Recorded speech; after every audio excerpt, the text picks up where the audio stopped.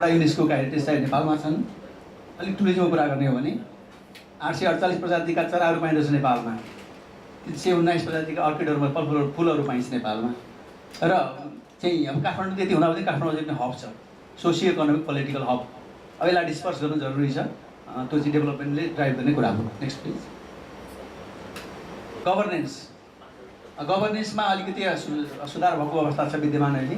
खास गरी दोस्रो संविधान सभाको इलेक्सन पछाडि हामीले अपेक्षा गरेको स्थायी सरकार बन्ला कि भन्ने छ। अहिले ठुला दुईटा पार्टीले सरकार चलाइरहेको अवस्था हो। नयाँ संविधान चाँडै आउँछ र त्यसले स्टेबिलिटी ल्याउँछ। त्यो स्टेबिलिटीले कन्ट्रीलाई चाहिँ इकोनोमिक ग्रोथ र एडभान्समेन्टतिर लैजाला।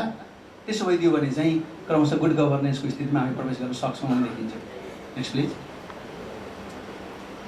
अब अझै पनि हाम्रो इकोनोमी चाहिँ एग्रो बेस्ड छ। 2/3 GDP अझै एग्रिकल्चरबाट आउँछ। त्यसो हुँदाखेरि हामीले भोलि गएर सम्भावित लगानीलाई प्रमोट गर्ने हो भने एग्रिकल्चर प्रडक्टलाई, एग्रो प्रोसेसिङ इन्डस्ट्रीलाई, एग्रो बेस्ड इन्डस्ट्रीलाई प्रमोट नगरेसम्म हाम्रो चाहिँ विकासले टेकअफ गर्दैन भन्ने देखिन्छ। करिब करिब 2/3 मान्छे इङ्गेज भएको छन्।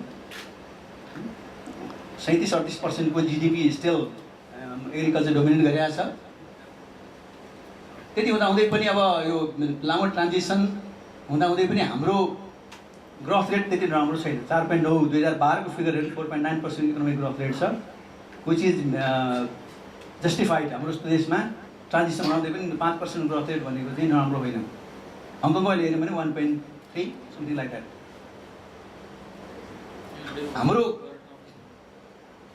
हामीले पनि फोकस गर्नुपर्ने एरियाहरू के देखियो भने तपाईँ सर्भिस सेक्टर। अहिले पनि 47% 100 रुपियाँ कमाउँदा 47 रुपियाँ सर्भिसबाट आउँदो रहेछ। टुरिज्म, एयर सर्भिसेस अथवा अरू खालका सर्भिस गरिरहेको छौँ भने टेलिकम्युनिकेसन लगायतका कुराहरू। त्यसो हुँदाखेरि हामीले सम्भावित एरिया चाहिँ हुनसक्छ हाम्रो भविष्यको लागि यो लगानीको एरिया भने सर्भिसमा फोकस गर्न सक्छौँ हामी। अर्को प्लिज। अब अहिले समस्या पनि छ हाम्रो। अब सरस्वती हेर्दाखेरि टोटल GDP को करिब 32% अब हाराहारी चाहिँ हामीसँग ऋण रहेछ। एउटा नेपालीले करिब करिब $238 ऋण बोकिरहेको छ अहिले।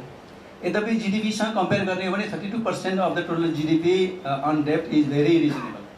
संसारका देशहरू यस्ता छन् जसले 80% 90%सम्म डेप्ट फाइनेन्सिङ गरिरहेका छन्, तर हाम्रो अवस्था त्यो छैन। त्यस कारण हामीलाई विदेशीले अहिलेसम्म राम्ररी बताइरहेको छ। हाम्रो रिपेमेन्ट तपाईँको डेप्ट सर्भिसिङ जुन पैसा तिर्छौँ भेरी क्रेडिबल, नेपालदेखि राम्रो पोजिसनमा छ। त्यसो हुँदाखेरि रिसोर्सको पनि समस्या हुन्छ जस्तो मलाई लाग्दैन।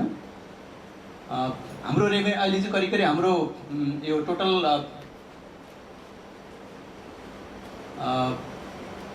रिमिट्यान्सेस अलि हाई छ, 430 बिलियन 430 अरब वार्षिक छ। जुन 4 अरब $US बराबरको रेमिट्यान्सेस छ। यसको ग्रोथ रेट चाहिँ 31.5%। गत वर्षको 9 महिनाको फिगर हेर्दाखेरि 31.5%ले रेमिट्यान्सेस बढिरहेको छ, इनवर्ड रेमिट्यान्सेस। यो राम्रो पनि होला नराम्रो पनि होला। रेमिट्यान्स डेभलप गरेका देशहरू कति छन्, या रेमिट्यान्सबाट चाहिँ तपाईँको खालि त्यसले तपाईँको इन्फ्लेसनलाई बढाएको पनि कति उदाहरण होला। हामीले फिलिपिन्सलाई दिन सक्छौँ, जोलन त सबभन्दा एउटा पायोनियरिङ कन्ट्री रेमिट्यान्सेसमा, फरेन इम्प्लोइमेन्टमा। अब उसले कति कन्ट्रिब्युट गर्न सक्यो राज्यको हितमा, त्यो आफ्नो ठाउँमा होला। त्यही पनि वास्तविकता के हो भने हामीले रेमिट्यान्सलाई इग्नोर गर्ने हो भने हाम्रो इकोनोमी चल्ने अवस्था छैन। This is the fact. र हाम्रो GDP को करिब 25% अहिले चाहिँ रेमिट्यान्सले कभर गरेको छ। भनेपछि त्यो रेमिट्यान्सेस भएन भने हाम्रो इकोनोमी मुभै गर्दैन कि जस्तो पनि देखिन्छ कि सरस्वती हेर्दाखेरि। अर्कोमा जाउँ प्लिज। अब हाम्रो ट्रेडको थोरै कुरा गरौँ। हामीसँग 1 अरब मात्रै हामी एक्सपोर्ट गर्दा रहेछौँ। त्यसमा चाहिँ 67% एक्सपोर्ट इन्डियामा छ, USA मा 10% छ, जर्मनी 4%, बाँकी अरू देशहरूमा छ। र हामीले टोटल GDP को कुरा गर्ने हो भने GDP को 3.4% मात्रै हामी एक्सपोर्ट गर्दा रहेछौँ। अहिले मैले 19 बिलियनको $US को GDP छ, त्यसको 3.4% मात्रै एक्सपोर्टबाट कमिँदो रहेछ। भनेपछि हाम्रो एक्सपोर्ट ज्यादै थोरै हो। सम्भवतः यसको लागि चाहिँ एक्सपोर्ट आइटम हामीसँग छैन कि क्वालिटीको भएन कि अथवा मार्केट एक्सेस गर्न सकिएन, ती कुरा चाहिँ हाम्रो अगाडि विद्यमान छन्। Next please. आइटमहरू यहाँलाई थाहा छैन मैले कहिले। अब इम्पोर्ट हेर्ने हो भने 6 अरबको इम्पोर्ट छ, 1 अरबको चाहिँ एक्सपोर्ट, 6 अरबको इम्पोर्ट, $5 अरब हामी वार्षिक डिभिजनमा छ, ट्रेड डिभिजनमा, जुन हाम्रो लागि ठुलो चिन्ताको विषय हो। त्यसलाई मिनिमाइज गर्ने, त्यसलाई म्यानेज गर्ने भनेको हामीले एक्सपोर्ट प्रमोसन गर्नैपर्छ या इम्पोर्ट सब्स्टिट्युसन गर्नुपर्छ। इम्पोर्ट सब्स्टिट्युसन भनेको डोमेस्टिक मार्केटमा प्रोडक्सन गरेर ल्याउने वस्तुहरू आफ्नै उत्पादन उपभोग गर्ने। त्यसोमा हामीले इम्पोर्ट मामला अगाडि बढ्यौँ। हामीले चाहिँ थुप्रै यो सुधारका कार्यक्रम, वित्तीय सुधारका कार्यक्रम अगाडि बढायौँ। खास गरी गभर्मेन्टको रोल सहजकर्ता र आधारभूत पूर्वाधार पुर्याउनको लागि र इन्भेस्टमेन्ट बढाउनको लागि मोटिभेटरको रूपमा सरकारको भूमिका हुनसक्छ भनेर रोल डिफाइन गर्नु सरकारको र धेरै कुराहरू प्राइभेट र सेमी प्राइभेट इन्स्टिट्युसनहरूलाई दिने सरकारको नीति रह्यो। त्यसै बेला हामीले थुप्रै पब्लिक इन्टरप्राइजलाई प्राइभेटाइज गर्नु, सरकारले आफूले सञ्चालन गरी त्यसलाई डाइभेस्ट गर्ने अथवा सेयर बेच्ने अथवा प्राइभेट सेक्टरलाई म्यानेजमेन्ट गर्न दिने कुरा गऱ्यौँ। ट्रेड पोलिसीमा खास गरी हाम्रो एकदम हायर रेट थियो ट्यारिफ, त्यो हामीले घटायौँ। कतिपय अवस्थामा हाम्रो क्वान्टिटी रेस्ट्रिक्सन थियो हाम्रो इम्पोर्ट गर्ने आइटमहरू, त्यो पनि हामीले चाहिँ हटायौँ।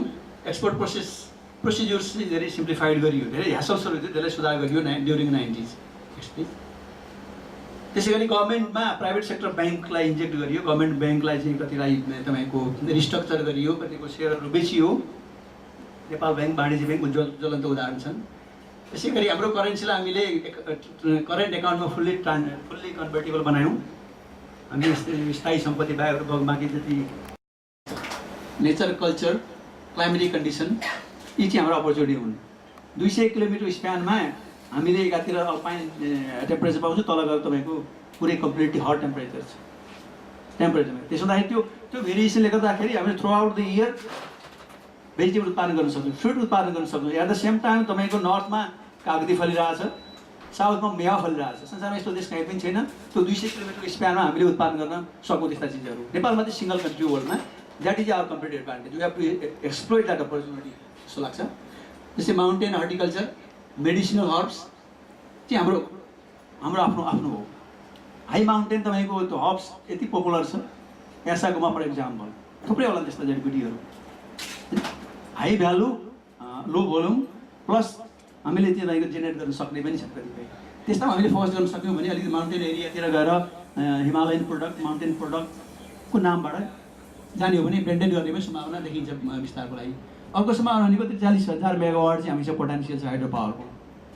अब अहिले हामीसँग हार्डली 700 को हाराहारीमा पावर जेनेरेट भइरहेको छ। 1-2 वर्षभित्रमा हामी 300-400 ल्याउँदैछौँ। त्यसले डोमेस्टिक डिमान्डले क्याटर गर्ला।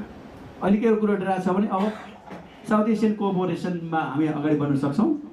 हेर्नुभयो यहाँले अनलाइनमा मोदीले नेपाल 800 मेगावाटको बिजुलीको लागि प्रस्ताव ल्याउने गरी कुरा अगाडि बढाउनु भएको छ।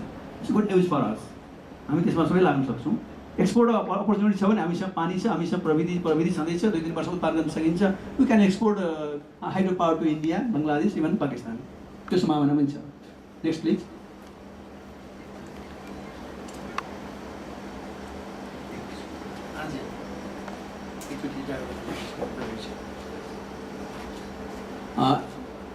अब हाम्रो बाहिरको एउटा एडभान्टेज हाम्रो नेपालको बाहिरी देशहरूसँग एकदम राम्रो सम्बन्ध छ। एक्सटर्नल रिलेसन निकै राम्रो छ हाम्रो। चाइनासँग 1955मा हाम्रो डेभलपमेन्ट रिलेसन भयो। त्यसै गरी हङकङसँग फर्मली कन्सुलेट जनरल स्थापना भएको 7 अप्रिल 1997। त्योभन्दा अगाडि हामी 1951बाट लियाजन अफिस यहाँ थियो।